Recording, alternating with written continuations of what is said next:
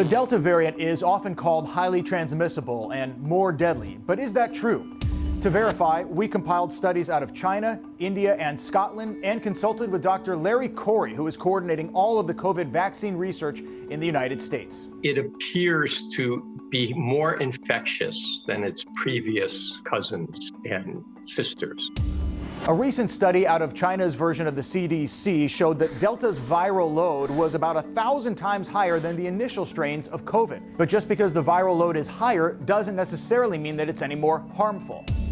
Is it accurate to say that the Delta variant is any more transmissible or more deadly? There's no evidence that it's more deadly. There is evidence that it's more infectious and more infectious to others, i.e. more transmissible.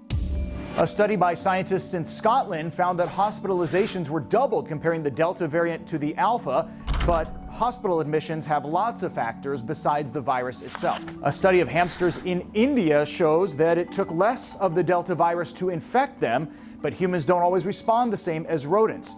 And while the Scottish study was peer-reviewed and published in a scientific journal, many of these studies are not. The hamster study literally comes with an asterisk emphasizing it should not be reported as conclusive.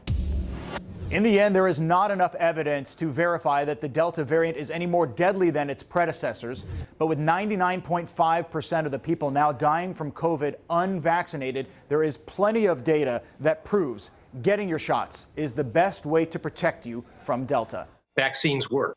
RNA vaccines and the J&J vaccine will prevent hospitalization and death from the Delta variant. With your Verify, I'm Steve Bunin.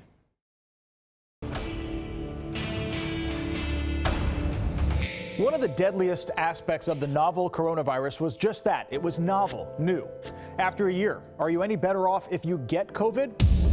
To verify, we perused multiple medical journals and consulted with two experts from the University of Washington, virologist Alex Greninger and pulmonologist Vin Gupta. After a year of such staggering loss, scientists have finally learned which drugs work and which don't, like remdesivir, an antiviral medication that was used a lot in ICUs last spring, but now it doesn't look like it's as effective as we once thought. Conversely, doctors discovered that an old trick in their pulmonology playbook is very helpful in attaining their #1 goal, preventing death. Flipping individuals from their back to their belly if they are critically ill several times, potentially for weeks on end, appears to be beneficial for a certain cohort of critically ill patients. It's called proning, and a recent study confirms in this case series, all patients experienced significant improvement. An even bigger weapon, monoclonal antibodies, special COVID superfighters that can prevent you from needing a hospital at all. The shedding is going to be much lower. Most of the numbers I've seen have been in the sort of like 60 to 70% lower range. Add in what doctors learned about the benefits of dexamethasone, the inefficiency of hydrochloroquine, and a more cohesive national plan to avoid getting coronavirus at all. And we can verify, if you do get it, you are much better off now compared to a year ago. With your Verify, I'm Steve Bunin.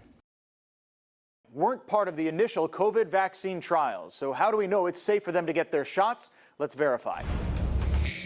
Our sources are the CDC, fertility specialist Dr. Lori Marshall, and Dr. Tanya Sorensen, a maternal fetal physician at Swedish, who spoke at a recent Washington State Hospital Association briefing.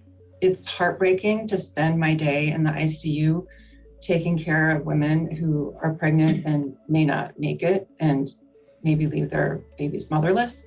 It's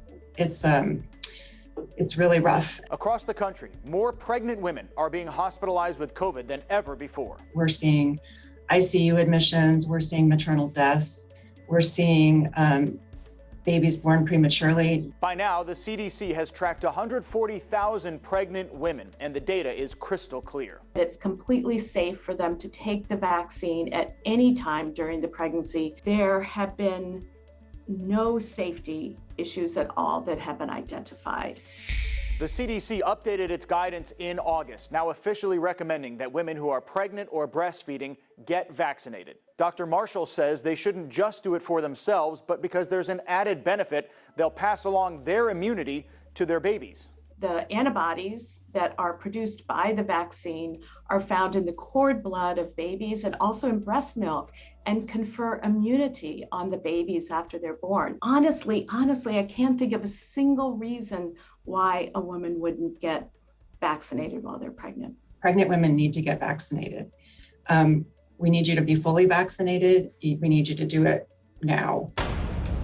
We can verify pregnant and breastfeeding women should get vaccinated against COVID. Not only has it been proven safe, it's dangerous if they don't. With your Verify, I'm Steve Bunin. Myocarditis is commonly cited as a factor in vaccine hesitancy, but should it be? Let's verify. Our sources are the two major studies on the issue, one out of Israel and one by the CDC, and Dr. Gautam Vellamore, the section head of cardiac surgery at Virginia Mason Medical Center in Seattle. Dr. Vellamore describes myocarditis as inflammation in your heart muscle. And in general, your odds of getting it are slim, about 15 in 100,000. But once you have COVID, the CDC study proved it's astronomically higher. Incidence of myocarditis in patients who have had COVID-19 is 16 times higher than it is in the regular population. The study from Israel is often falsely used as proof that the vaccine can give you myocarditis. What the study actually showed is that the incidence rate was only 2.13 per 100,000, about 8 times lower than the average incident rate. It did reveal that men 16 to 29 were the most likely to get myocarditis after being vaccinated. Doctors still don't know why that is, but even then, 98% of those cases were either mild or intermediate. What would you tell people about myocarditis, COVID, and the COVID vaccine? What I would tell you is myocarditis, when it occurs, is typically mild. It's got a much higher incidence in patients who have COVID-19 than those who are vaccinated. And fear of myocarditis should not dissuade anybody from getting the vaccine. We can verify having COVID makes you 16 times more likely to get myocarditis, but the COVID vaccine does not. With your Verify, I'm Steve Bunin.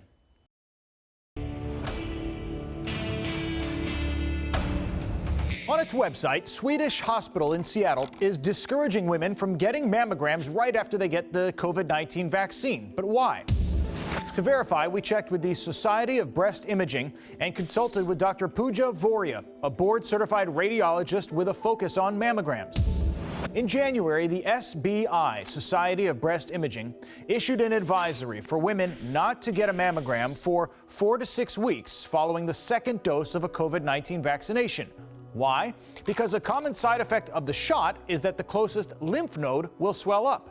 And most people are getting their vaccine in their shoulder. And so the closest lymph nodes to the shoulder are in your axilla or your underarm. Dr. Pooja Voria says on mammograms, swollen lymph nodes in your underarm can be mistaken for breast cancer. We're trying to avoid people coming in for extra testing, multiple ultrasound visits, things like that. We don't want women to get unnecessarily scared. And she stresses this directive is only for regularly scheduled mammograms. You have a lump or an area of concern in your breast, don't delay anything. Please go see your doctor and come in for your mammogram. We can verify once they're vaccinated, women should wait 4 to 6 weeks before getting a routine mammogram. With your Verify, I'm Steve Bunin.